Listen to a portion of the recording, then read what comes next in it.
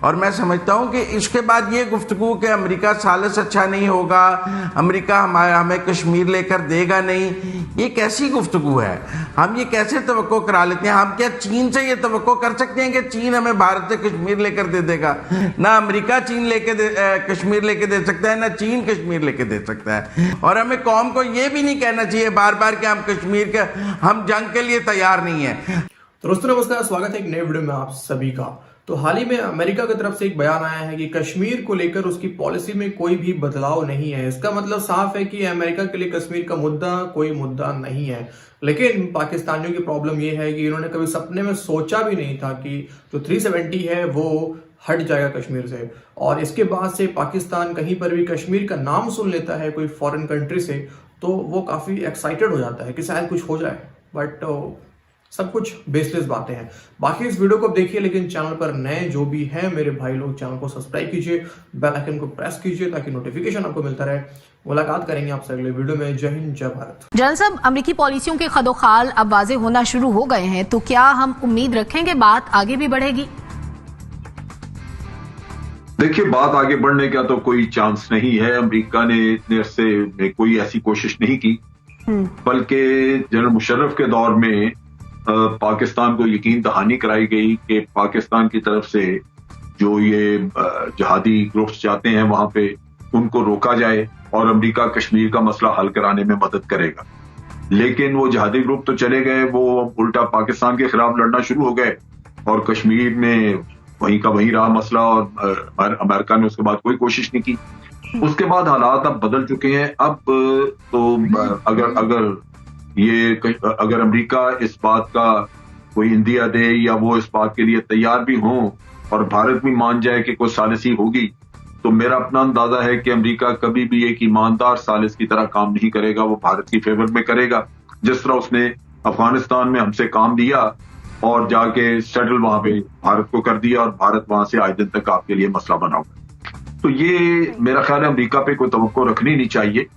اور پھر یہ جیسے حالات بدلے ہیں، امریکہ کا ایک اتحادی بن چکا ہے، بھارت بڑا ان کا ایک وائٹل اتحادی ہے، تو اس اسٹیج کے اوپر وہ جو کچھ بھی ہے وہ اس سے انکار کر نہیں سکتے کہ اس لیے کہ وہ قراردادیں موجود ہیں. لیکن اگر ان کے بس میں ہو تو وہ فیور کریں گے بھارت کی.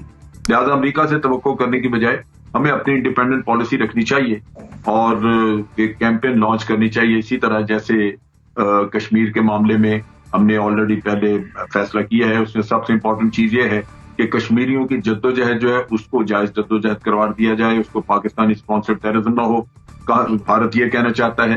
اور دوسری طرف یہ ہے کہ کشمیریوں کو آرم اسٹرگل کی یعنی مسلح جدوجہد کی لیگیلٹی جو ہے وہ دنیا میں منوائی جائے. وہ آپ کا یونائٹڈ نیشن کا چارٹر سپورٹ کرتا ہے اور پھر پاکستان ان کی مدد کرے. میرا خیال ہے ہمارا یہی راستہ ہونا چاہیے بجائے اس کے کہ ہم امریکہ پہ تکیہ کریں. ٹھیک ہے. ناصر بیگ چغتائی صاحب، کیا امریکہ ایماندار ثالث ثابت نہیں ہو پائے گا؟ کیا ہم یہ توقع نہ رکھیں؟ نہیں، تو بالکل وہ انتہائی بے ایمان ثالث ہے اور ہوتا ثابت بھی ہوا ہے.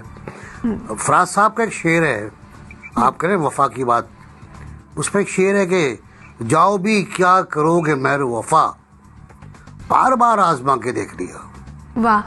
تو بشیر بخاری صاحب اتنی بار آزمایا ہے آپ نے، اتنی بار آزمایا ہے پاکستان کو، یہ کام کر دے وہ کام کر دے، پانا اٹھا دے، وہاں سے ٹائر اٹھا کے لیا، ہم سارے کام کرتے رہے. ہم نے ہر وہ کام کیا جو ہمارے مفاد میں نہیں تھا امریکہ بہادر کے کہنے پر، اور ہمیں ملا کچھ نہیں ہے، وہ ٹھینگا ملا.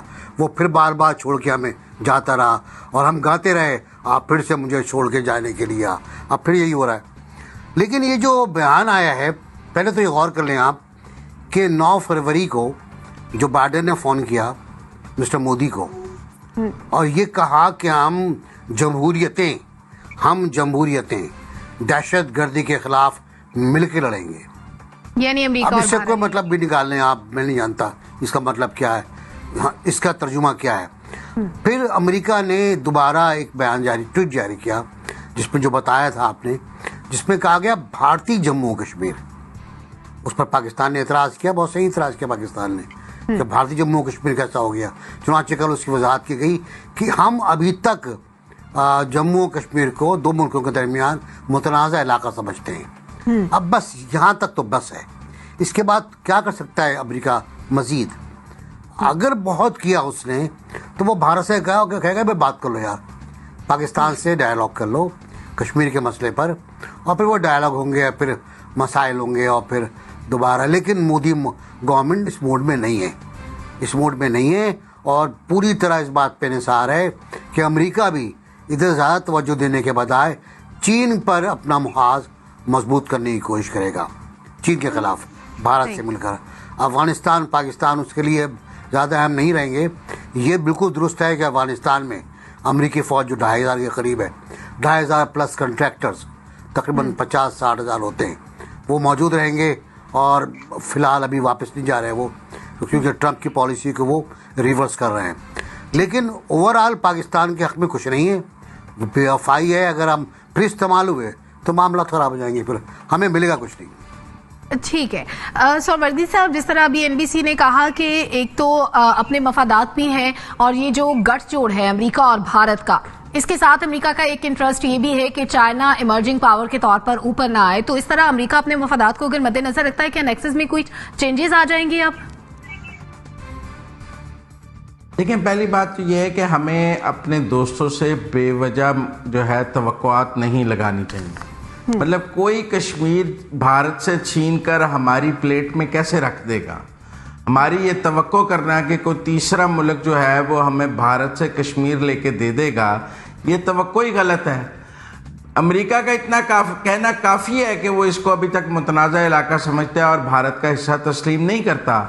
اگر دنیا اس کو متنازع علاقہ سمجھتی ہے اور بھارت کا حصہ تسلیم نہیں کرتی ہے, تو یہ پاکستان کی سفارتی فتح ہے اور اقوام متحدہ کی قراردادیں انٹیکٹ ہیں اس کے مطابق, جب تک دنیا اس پر موقف بدلتی نہیں ہے. اور میں سمجھتا ہوں کہ اس کے بعد یہ گفتگو کہ امریکہ ثالث اچھا نہیں ہوگا, امریکہ ہمیں کشمیر لے کر دے گا نہیں, یہ کیسی گفتگو ہے؟ ہم یہ کیسے توقع کرا لیتے ہیں؟ ہم کیا چین سے یہ توقع کر سکتے ہیں کہ چین ہمیں بھارت سے کشمیر لے کر دے دے گا؟ چلیں, امریکہ سے تو ہمیں بہت گلے ہیں کہ اس نے ہمیں ماضی میں بڑا استعمال کیا ہے, اور ہم بہت سادہ لو آدمی تھے, اور ہمارے ہاں ہر وقت یہاں پہ بیوقوف حکمران بیٹھے رہتے تھے جو امریکہ کے لیے استعمال ہونے کے لیے بےتاب رہتے تھے, اور اس کے ہر وقت سروسز کے لیے تیار رہتے تھے. ایک بھی ہمیں ایسا حکمران نہ مل سکا جو امریکہ کی آنکھوں میں آنکھیں ڈال کے بات کرتا, چاہے اس میں جمہوری ہو یا غیر جمہوری ہو. لیکن کیا ہم یہ توقع دوسرے دیگر دوست ممالک سے کر سکتے ہیں؟ نہیں.